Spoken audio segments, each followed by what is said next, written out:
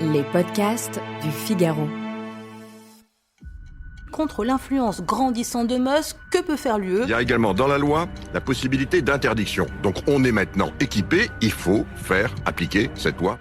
Peut-on interdire le réseau social X en Europe ? La question est au cœur des débats en ce début 2025. Il faut dire que le propriétaire de l'application, Elon Musk, est en très grande forme. Cela fait des semaines qu'il attaque très violemment le Premier ministre britannique Keir Starmer et appelle à son remplacement. Il a aussi apporté son plein soutien à l'AfD, le parti allemand d'extrême droite, alors que des élections sont prévues dans ce pays en février. Elon Musk traite aussi le chancelier allemand Olaf Scholz d'idiot incompétent et le président de la République de tyran antidémocrate. Elon Musk a le droit d'avoir ses opinions. Le problème, c'est qu'il utilise son réseau social X comme un immense mégaphone pour bien faire savoir ce qu'il pense. Une peur émerge donc. Et si Elon Musk utilisait X pour influer sur la vie politique en Europe, et ça en orientant les opinions publiques ? C'est pourquoi on entend aujourd'hui des voix qui appellent l'Europe à taper du poing sur la table et à utiliser une arme légale qu'elle a à sa disposition, suspendre le réseau social en Europe, tout comme le Brésil a bloqué l'application en automne dernier. Mais la Commission peut-elle vraiment faire ça ? Sur le papier, oui. Mais dans les faits, c'est un petit peu compliqué. Allez, je vous explique tout en 5 minutes.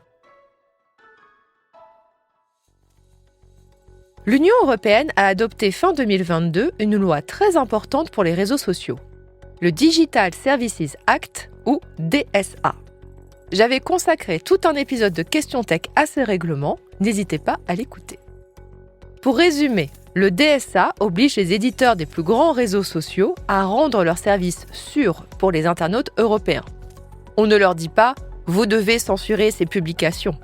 On leur dit plutôt « vous devez étudier et repérer les risques que provoquent vos services et montrer ce que vous faites pour protéger vos utilisateurs de ces dangers ». Ces dangers, c'est par exemple la propagation de la désinformation, la diffusion de discours appelant à la violence, ou bien le fait de conseiller à des adolescents des vidéos qui vont aggraver leur dépression. La Commission européenne peut ouvrir des enquêtes au nom du DSA. Elle ne s'en est d'ailleurs pas privée pour en lancer sur X dès le printemps 2024. Mais peut-elle décréter l'interdiction de ce réseau social au terme de l'investigation ? Eh bien, non. Le texte du DSA est clair. Au terme d'une enquête, la plus grande sanction que peut prononcer la Commission, c'est une amende de 6% du chiffre d'affaires mondial de l'entreprise, ce qui peut représenter des milliards d'euros. L'interdiction d'un service ne peut être envisagée que si, et uniquement si, l'entreprise persiste à ne pas respecter le DSA après avoir reçu cette amende. C'est donc une sanction de dernier recours pour les multirécidivistes. Et avant d'en arriver là, Bruxelles doit suivre une procédure très stricte. Il n'est pas question d'appuyer sur le bouton nucléaire sans respecter le droit de la défense. Donc, si la Commission condamne X à une très grosse amende et que X continue à ne pas respecter le DSA, la Commission devra informer le réseau social qu'elle estime devoir l'interdire en Europe en présentant ses arguments. X aura ensuite 2 semaines pour y répondre et peut-être tenter de négocier un arrangement.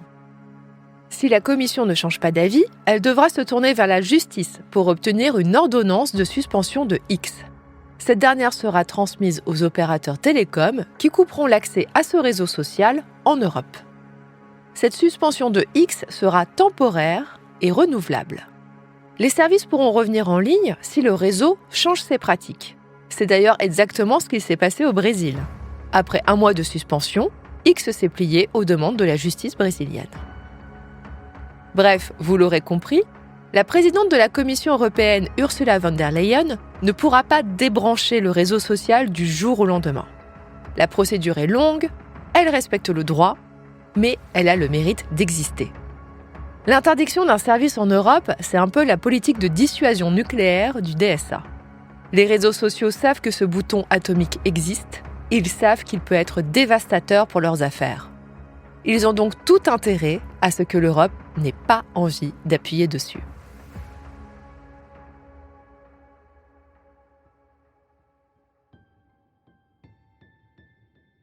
Merci d'avoir écouté Question Tech. Je suis Chloé Voitier, journaliste au Figaro Économie. Si cet épisode vous a plu, n'hésitez pas à le partager autour de vous et abonnez-vous au podcast Question Tech pour ne pas rater nos prochaines publications. Vous pouvez retrouver Question Tech sur le site du Figaro, sur Figaro Radio, mais aussi Spotify, Deezer, Apple Podcasts et YouTube. Et n'oubliez pas, dans la tech, il n'y a pas de questions bêtes. À bientôt!